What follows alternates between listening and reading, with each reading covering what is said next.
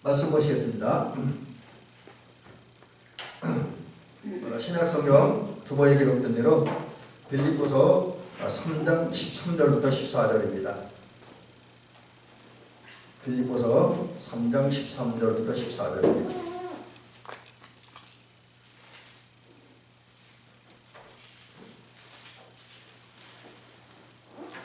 빌립보서 3장 13절 14절 개성경으로 신약성경 321면입니다. 321면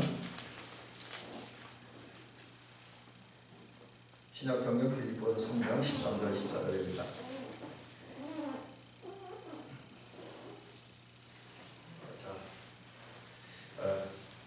의자가 원래 뭐 다음 게 있어야 나요. 자, 우리 제가 보도록 합니다.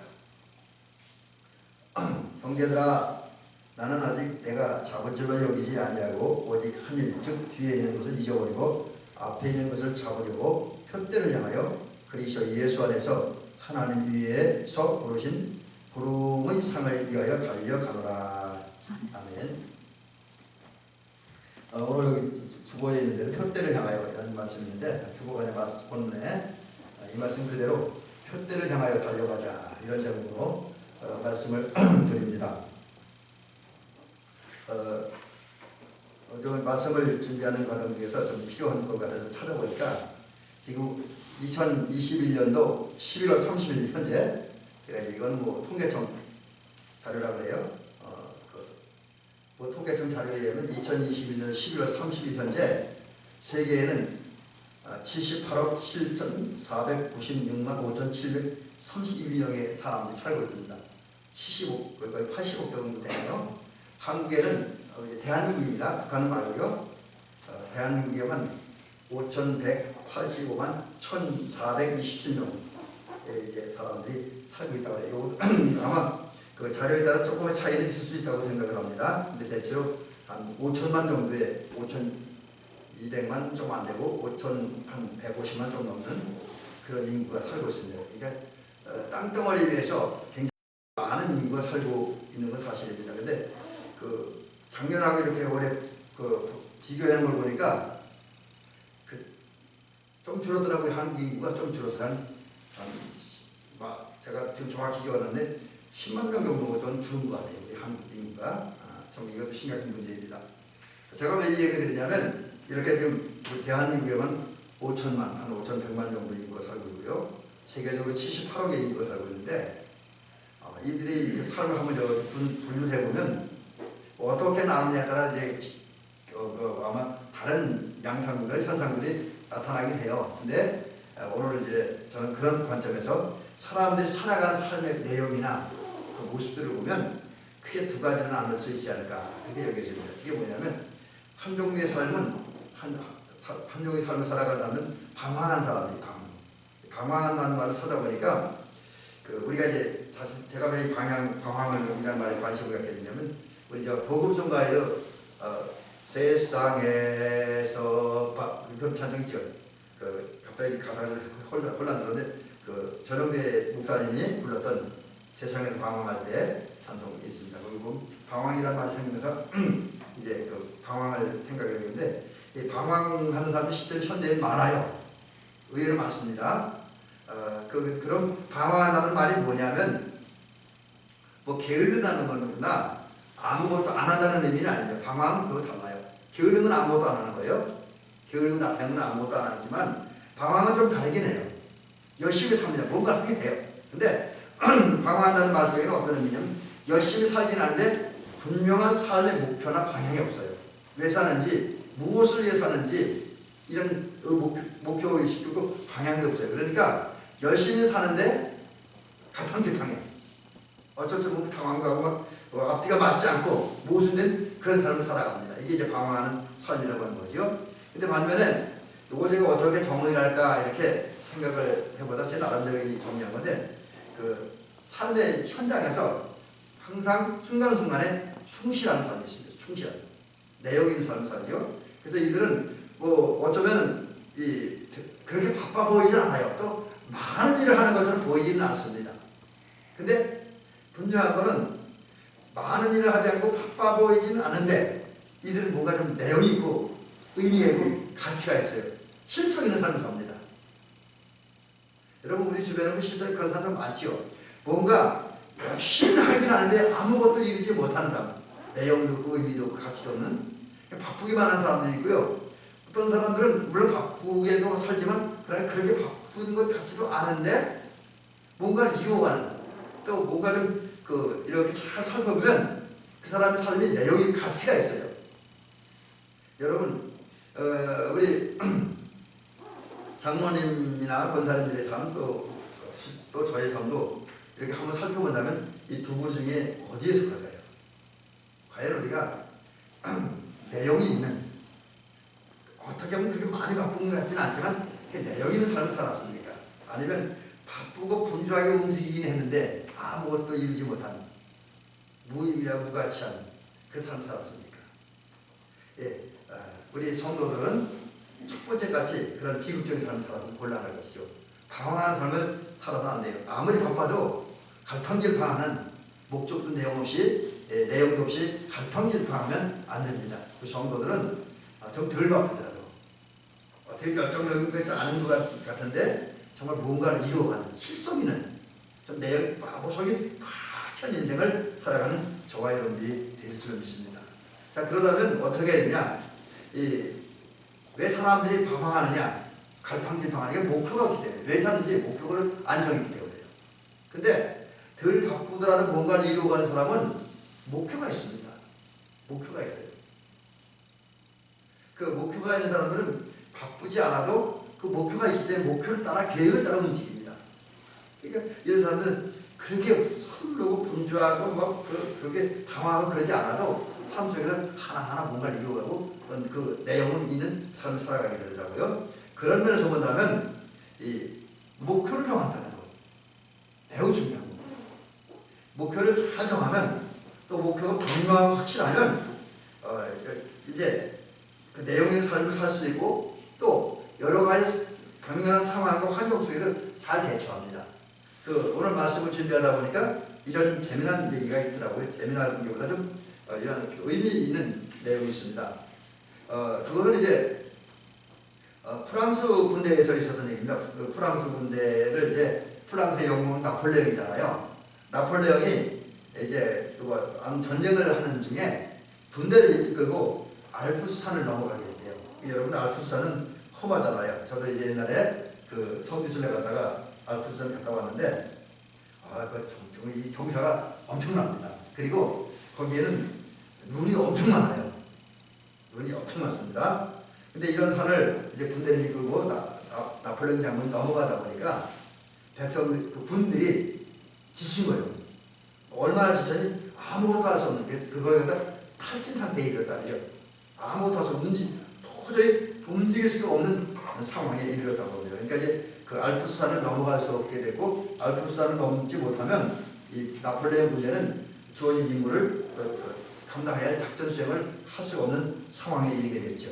근데 군대는 이 작전 수행을 하면 죽은 군대 아닙니까? 그래서 이제 나폴레옹 장군은 그런 상황에서 어떻게 할까 고민하다가 또 그 산에서 지쳐고 아무것도 못 탈진 상태에 있으면 눈 속에서 얼어 죽잖아요. 봉사하잖아요. 그러니까 어떻게 하든지 움직여야 됩니다. 그래서 이제 나폴레옹 장군이 그 군인들에게 힘을 주고 한 사력을 다해 산을 넘게 하기 위해서 한마디 소리를 칩니다. 근데 그 얘기가 사실 우리 기독교적인 용어로는 그렇게 썩 바람직하지 않아요. 근데 어쨌든 젊은 사람들이니까 어떤 그 용기를 내고 힘을 내기 위해서 이런 소리예요. 위대한 나의 병사들이요, 이제 조금만 힘을 내십시오. 여러분 조금 힘을 내서 이 알프스산을 넘기만 하면 아테네라고 하는 큰 도시가 도착하는데, 아테네에 들어가면 거기는 맛있는 고기들이 엄청 많으니까, 여러분이 좋아하는 술도 많이 있다. 그리고 거기 여러분들이 좋아하는 아름다운 아가씨들도 많이 있다.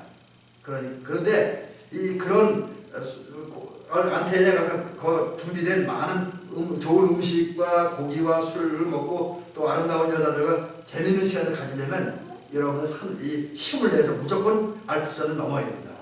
알프스산을 넘는 자만이 그 자리에 참여하는 주인공이 될 수 있습니다. 이렇게 얘기했어요.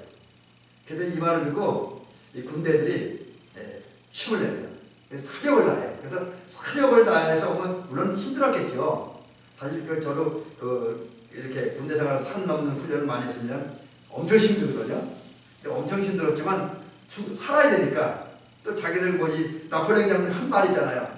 그런 재미있는 일들을 이루기 위해서 사력을 다해서 알프스산을 넘었다고 해요. 왜냐하면 이 군대들은 나폴레옹 장군의 이야기를 듣는 순간 분명한 목표가 생긴다. 아테네에 가야 된다.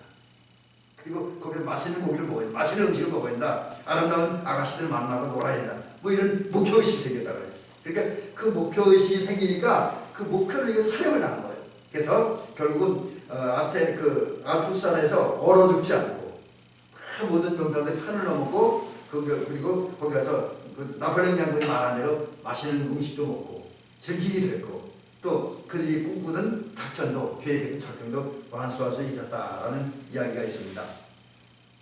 물론 이제 그 이야기를 가운데 우리 기독교적으로 볼 때 건전하지 못한 이야기들이 있는 것만은 사실입니다. 그러나 이 이야기 가운데 중요한 하나는 어떤 상황 어떤 환경 속에서 목표가 확신한 사람은 그 상황에 굴복하지 않고 쓰러지지 않고 넘어지지 않습니다. 힘을 냅니다. 최선을 다합니다. 그리고 활동합니다. 그래서 목표를 이루게 되어지요. 그래서 우리가 그런 면에서 한번 생각을 해본다면 우리 성도들은 살아가는 데 있어 분명한 삶의 목표를 확실히 정해야 할 줄로 믿습니다. 자, 그렇다고 한다면 이제 우리가 중요한 부분으로 들어가서 우리가 정해야 할 목표는 뭐냐, 이제 이것을 말씀드리려고 합니다. 그래서 저는 오늘 이 목표에 대한 얘기를 한번 이제 두 가지를 말씀드리려고 하는데 우선 그 얘기부터 시작을 하겠어요. 여러분, 우리가 삶의 목표를 정하기 위해서는 우선 그 신앙을 살아야, 우리가 신앙을 살아야, 예수 그리스도 안에 살아야 목표를 이룰 수 있잖아요. 예수님께서 말씀하시기를 너희가 내 안에 내가 너희 안에 거하면 너희가 뭐 이제 많은 열매를 맺는다, 그렇게 말씀을 하셨습니다. 포도나무 비유에서. 그렇다고 한다면 우리가 예수님 안에 거하는 그런 삶을 살아야, 참된 믿음의 삶을 살아야 된다라는 것이죠. 그런데 바울은 오늘 본문을 통해서 우리가 믿음을 살아야 되는데 그 믿음을 사는 것을 뭘 비유했냐? 이제 그걸 경주로 비유하고 있어요. 경주. 달리는 것으로 비유하고 있어요. 그래서 여기 오늘 바울은 뭐라 그랬냐면 내가 잡은 줄로 여기지 아니하고 오직 한 일, 뒤에 있는 것을 잊어버리고 앞에 있는 것을 향하여 달려간다. 달려간다는 말이 경주한다는 거죠. 경주한다. 여러분, 신앙생활은 바울의 말대로 달려가는 거예요. 멈추는 것이 아니라 주님을 만나러 내 인생의 자리에 일어나서 주님을 향해 달려가는 것이고, 주님을 만난 사람들은 더 깊은 은혜 속에 들어가기 위해서 그 은혜를 향해, 은혜의 세계를 향해 달려가는 것이고, 그 가장 깊은 은혜 속에 어딥니까? 하나님 나라에 달려가는 게 신앙생활입니다. 그래서 우리 성도들은 신앙의 목표를 정하고 달려가야 돼요. 근데 우선 여기 이제 우리가 최종적인 목표는 하나님 나라입니다. 근데 그 목표에 이르기 위해서 우리가 이 세상 삶을 살면, 이 세상에서 신앙을 살면서 신앙인으로서 가져야 삶의 또 하나의 작은 목표들이 있습니다. 여러분, 우리가 온전한 신앙생활을 하고 해서 신앙의 경주를 잘하고 마지막에 우리 최종적인 목적지에 가려면 이 세상에서 우리가 이루어야 할 일이 있습니다. 그래서 여러분, 우리가 신앙생활 잘하기 위해서 우리는 신앙적으로 이런 개인적인 목표를 정했으면 좋겠습니다. 거기 이제 5가지가 있는데 짧게 그 제목만 말씀드릴게요. 첫째, 우리의 신앙적인 목표는 하나님 나라를 가리기 위해서 우리 정의 목표는 뭐냐면 1년 50일이잖아요. 1년 50일 동안 나는 주의를 철저하게 성수하겠다, 주의를 철저하게 지키겠다는 이 신앙적 목표가 성도들에게 있어야 될 것입니다. 그래서 올해도 우리 장로님이나 권사님들이 주의를 잘 지키셨는데 새해에도 1년 50일 동안 주의를 잘 성수하시기 바랍니다. 근데 주일 성수하면 어떤 분은 주일날 한 번 예배드렸다고 주일 성수 다 하는 것으로 생각하는, 그건 아닙니다. 적어도 우리가 주일을 성수한다고 하는 것은 교회에 있든 교회 안에 있든 교회 밖에 있든 또 우리가 정기적인 예배드리는 일상생활을 살아가는 그 주일날은 내 삶 자체를 하나님께 집중하고 드리는 거예요. 하나님께 헌신하는 것이 주일에서 잘 성수하는 겁니다. 그리고 주일을 그렇게 성수하면서 예배에 성공해야 되겠다. 이제 여러분, 우리 성도들 신앙생활에 예배에 성공한다는 건 굉장히 중요하다고 하는 거죠. 자, 그러면 예배에 소구한다라고 하는 무슨 의미가 있냐면 이제 우선 예배는 우리가 헌신하는 거잖아요. 하나님께 드리는 거잖아요. 받는 게 우선이 아니라 예배는 헌신하는 게 우선입니다. 그래서 예배 사람들이 것은 우리가 예배 시간에 나 참석해야 되고, 그리고 예배 시간에 내 마음과 내 정성과 내 시간과 내 몸과 내 건강이 온전히 하나님께 드려져야 돼요. 그 드려지는 가운데에 모레는 하나님께서 예배는 말씀을 하시는데 말씀을 믿음을 듣고 아멘 응답을 해야 됩니다. 그리고 응답한다면 그걸 끝나는 것이 아니라 적어도 예배에 성공하게 된 말씀을 살겠다고 하는, 오늘 강단에서 어떤 말씀이 선포되어졌다고 한다면, 또 성경을 통해 어떤 말씀이 들려졌다고 한다면 그 말씀을 살아보겠다라고 하고 다짐하고 결단해야 줄로 믿습니다. 그런 다음에 그 말씀 속에 나타나는 주님의 마음과 주님의 뜻과 주님의 생각을 느끼고 읽어야 돼요. 그런 다음에 더 나아가서 우리가 예배에 성공한다고 하는 것은 우리 이제 예배를 마치고 가정으로 들어가서 일터로 들어가서 그 속에서 하나님의 말씀을 실천하고 그 속에서 하나님의 은혜와 역사를 경험한다라고 한다면 이것이 예배에 성공하는 것입니다. 그래서 우리는 주의를 반드시 지키겠다. 그리고 그 주일 성수로 통해서 이제 하나님 앞에 온전한 예배를 드리고 그 온전한 예배를 드리고 예배에 성공하겠다는 삶의 목표를 가져야 되고요. 두 번째 목표는 매일 성경을 읽고 매일 기도하는 것을 우리의 목표로 정해야 돼요. 하여튼 뭐 성경을 많이 읽으면 많이 좋지만 적어도 하루에 한 장은 꼭 읽겠다. 깊이 묵상하겠다.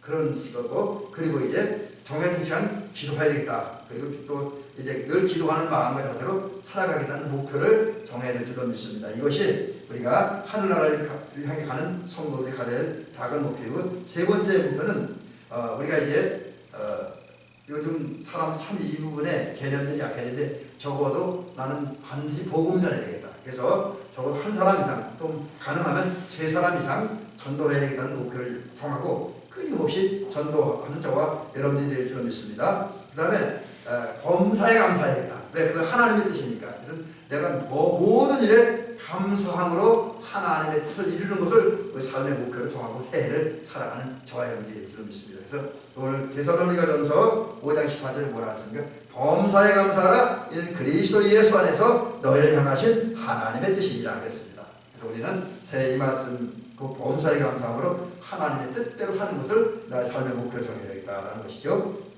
그 다음에 이제 우리가 이제 그 다섯 번째 목표는 말라기 3장 10절에 이르러 온전한 11절, 그러니까 물질뿐만 아니라 삶의 11절을 하나님께 드리겠다라고 하는 그런 목표를 가지고 살아가는 저와 여러분들이 될 줄로 믿습니다. 이런 목표를 위해서 이제 우리 향후하면 목표 없는 삶을 살지 말고, 또 이제 허공을 친 무의미하고 무가치한 그런 삶을 살지 말고 내용 더 이제 분명한 하나님 나라를 목표로 정해놓고 그 목표에 도달하기 제가 지금 전 말씀드린 주일 성수하고 예배 성공하는 거, 기도하고 전도하고 감사하고 11조 되는 것을 삶의 목표에 정하고 그것을 위해서 살아가는 저와 여러분이 될 줄로 믿습니다. 근데 이건 땅의 목표고요. 그 다음에 이제 더 우리 고상한 목표를 향해 달려가야 되죠.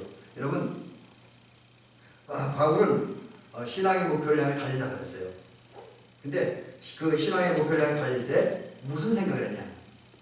막연하게는 아니면 힘들어요. 좋은 생각을 해야 돼요. 그래서 여러분 그래서 오늘 그 말씀을 보다 보니까 그런 비유가 있더라고요.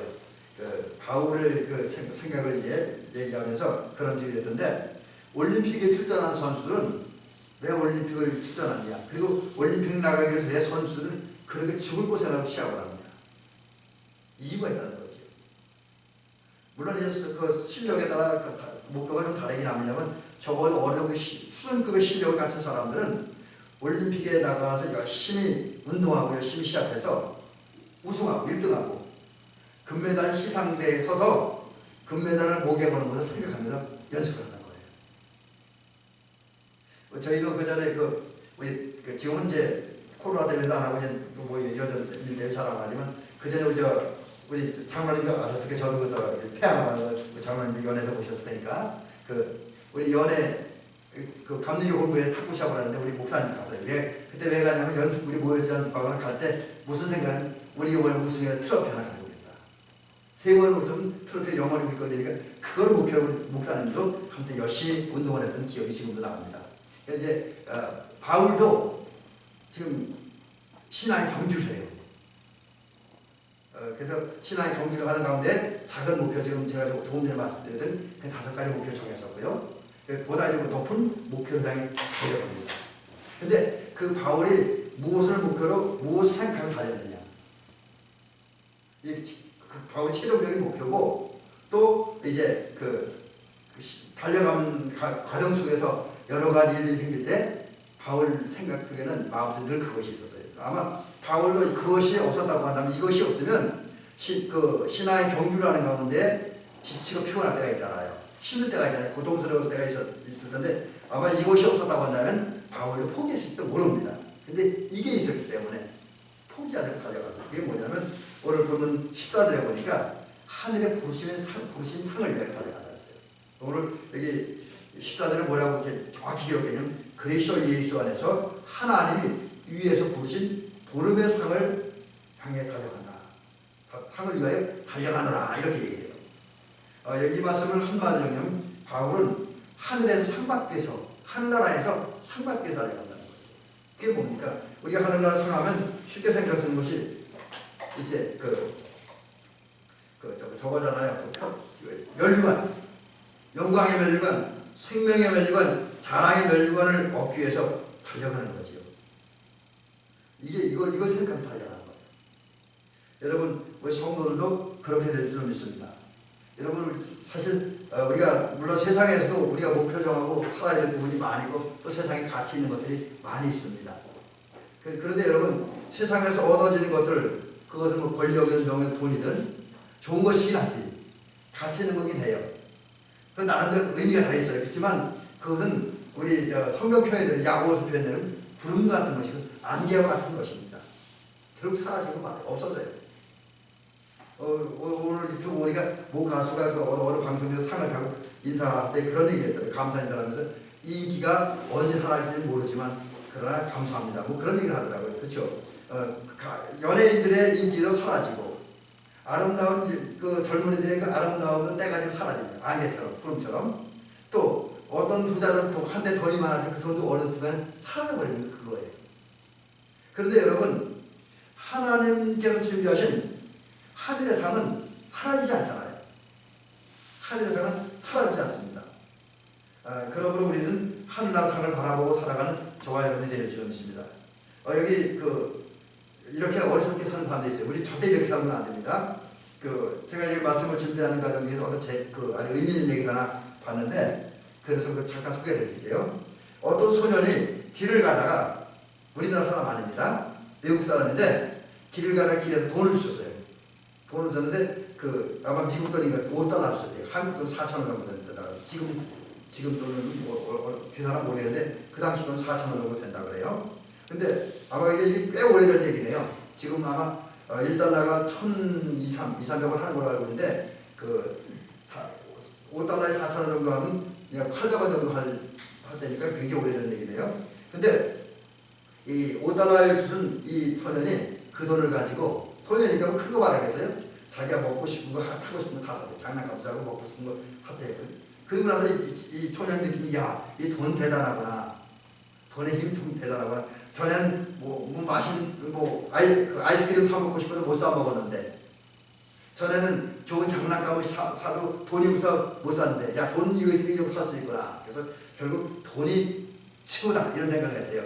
그래서 이 소년은 뭐냐면, 이 돈을 어떻게 얻었습니까? 땅에서 얻었으니까, 그날부터 이 땅에 돈이 있을 것이라고 생각하고, 날마다 지나가서 땅만 바라보고 사는 거예요. 어디 갈 때 땅만 바라보고 가는 거예요. 하늘 안 쳐다보고, 산도 안 쳐다보고, 땅만 바라보고 가는 거예요.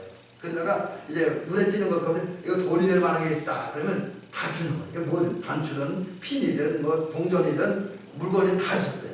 그래서, 어떤 분이 자료를 모아놨는데 참 재미난 자료를 모아놨어요. 외국 사람들 대단한 것 같아요. 그분이 이제 소년 때부터 이렇게 조금의 돈을 벌기 위해서 땅을 바라보고 살다가 주워 모은 물건들을 합하니까 이 정도의 통계가 나왔대요. 평생 동안 모은 게 단추잖아요. 옷에 단추를 29,519개를 주셨대요. 그리고 또 이제 머리핀은 것은 비싼 거겠죠. 54,172개를 주셨대요. 그리고 동전도 수천 개를 주셨대요. 그래서 아마 이게 돈으로 따지면 그렇게 적은 돈은 아니겠죠. 그러나 문제는 이게 돈이 됐다는 게 하루아침에 이것도 아니라 평생 동안 뭐 29,519개의 단추, 또 54,112개의 핀, 머리핀, 그 수천 개의 동전 평생 동안 주셨다 했어요. 그렇다 그러면 이분이 소년 때부터 죽을 때까지 모은 돈이 얼마나 되겠습니까? 그게 큰 돈은 아니겠죠. 근데 문제는 여기 있습니다. 이분은 늘 이 땅에서 돈 되는 것만을 주시려고, 그만 주워 먹으려고 땅만 바라보다가 사니까 평생 동안 그 아름다운 꽃 한 번 못 봤다는 거예요. 아름다운 꽃 한 번 못 봤다는 것이고, 아름다운 하늘 한번 쳐다보지 못했다는 것이고, 아름다운 저 푸른 들과 나무들, 초목을 전혀 보지 못했다는 거죠. 얼마나 어리석습니까?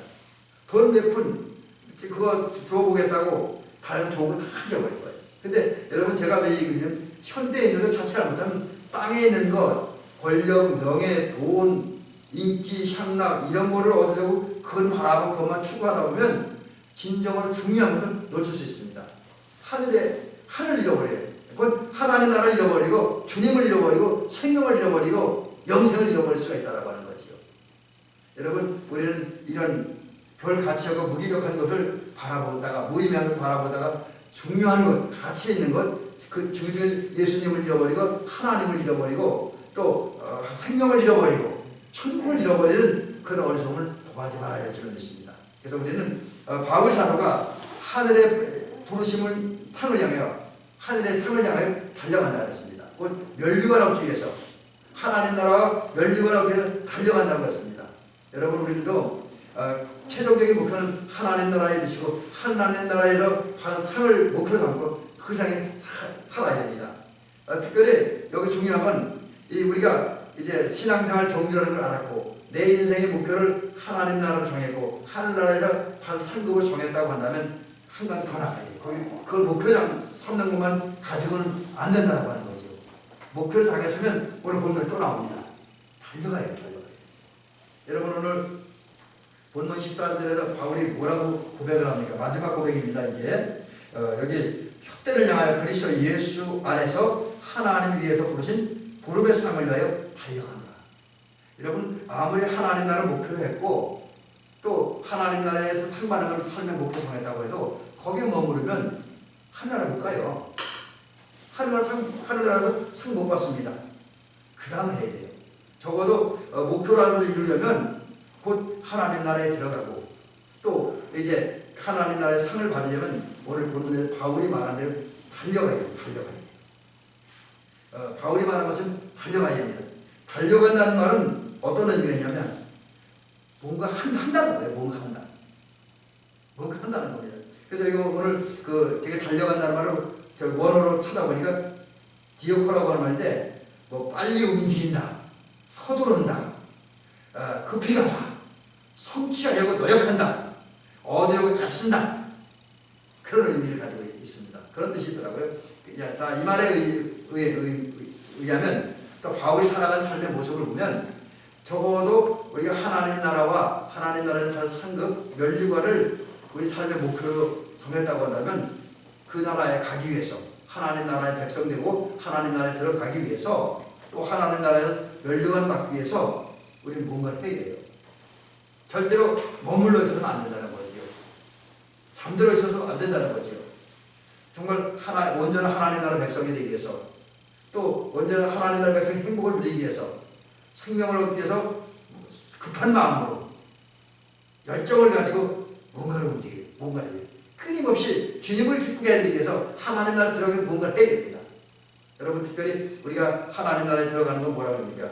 여러분, 그걸 믿음으로 하는 거잖아요. 그래서 우선 우리는 기본적으로는 땅의 것을 생각하고 땅의 것을 바라보는 것이 아니라 위의 것을 바라보는, 하나님 나라를 바라보는 성도들이 되길 줄로 믿습니다. 그런 다음에 하늘에서 받은 상을 향해 달려가는데, 그러기 위해서 구체적으로 하나님을 기쁘시게 해드리는 일이고 하나님을 기쁘게 해드리기 위해서 저와 여러분들 견고한 믿음, 구원받고 하나님 나라에 들어가기에 합당한 믿음을 가지고 믿음을 살아가는 저와 여러분들이 될 줄로 믿습니다.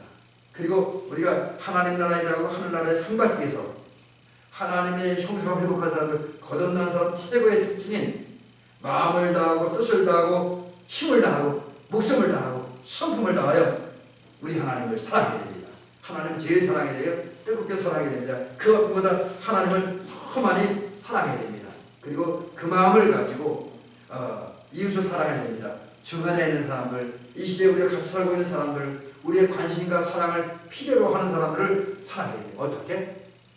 네 분같이 쉽게 나처럼 사랑하라는 것이요. 그러다면 성경에 기록된 대로 의롭고 거룩하고 신실하게 살아가야 됩니다. 섬기며 나누고 베풀고 살아가야 됩니다. 하나님의 주신 복을 따라서 규칙을 따라 세상에 덕이 되고 본이 되는 삶을 살아야 돼요. 물론 여기에 한 가지 이런 말씀드립니다. 우리가 도덕적으로 모범적이고 덕이 되는 삶을 사는 것이 구원받는데 절대 조건은 아닙니다.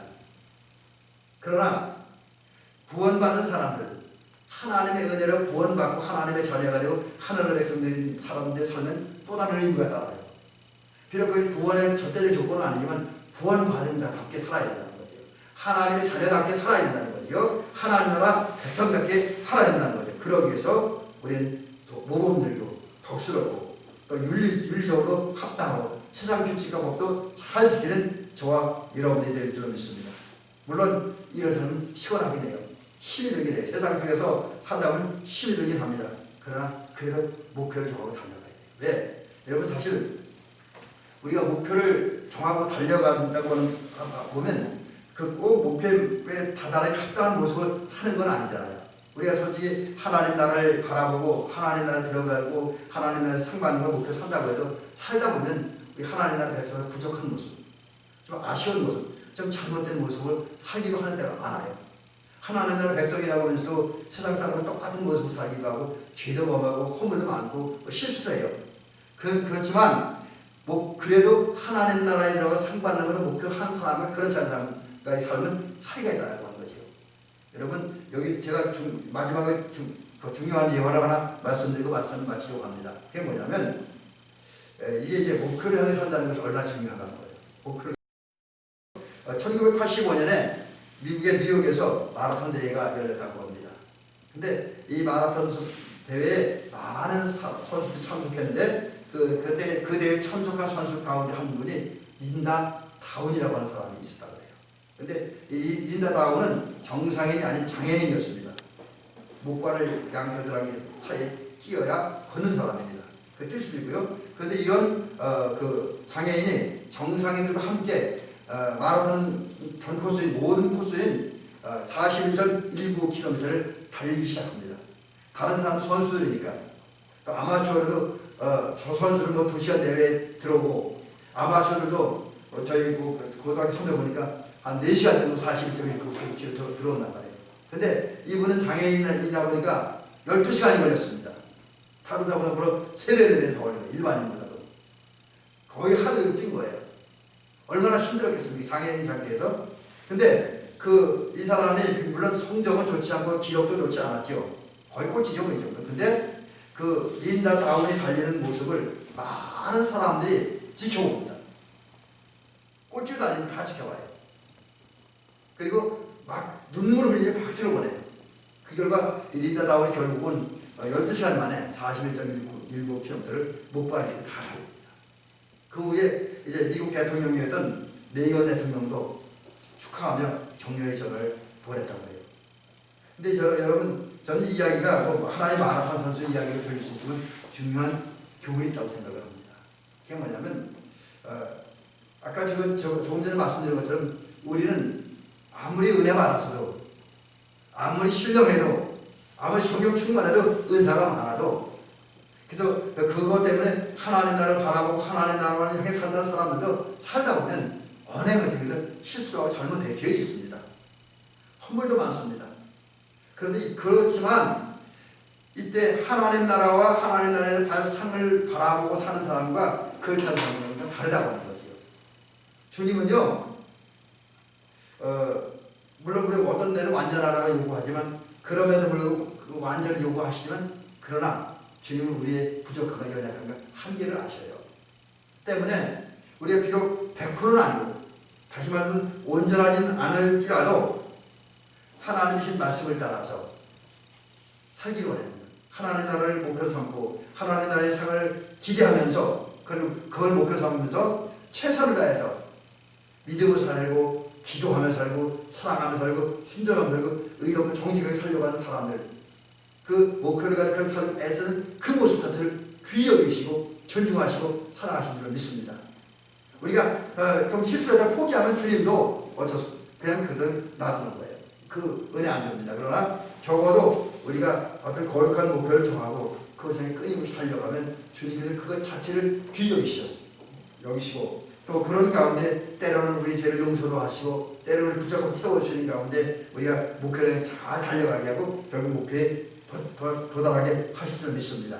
그리고 비록 가정이 실수했다 할지라도 목표를 향해서 끊임없이 달려간 우리들에게 큰 은혜와 큰 상과 큰 칭찬 주고 또 이제 성경에 예언된 대로 우리에게 의의 멸류관, 생명의 멸류관, 영광의 멸류관을 주실 줄 믿습니다. 이 사실을 기억하면서 올해 잘 사셨지만 새해에는 더욱더 하나님 나라와 하나님이 주신 상급을 기대하면서 그것을 목표 삼고 끊임없이 믿음의 행진해 나가는 사랑의 행진해 나가는 저와 여러분들이 되시기를 주의 이름으로 축원합니다.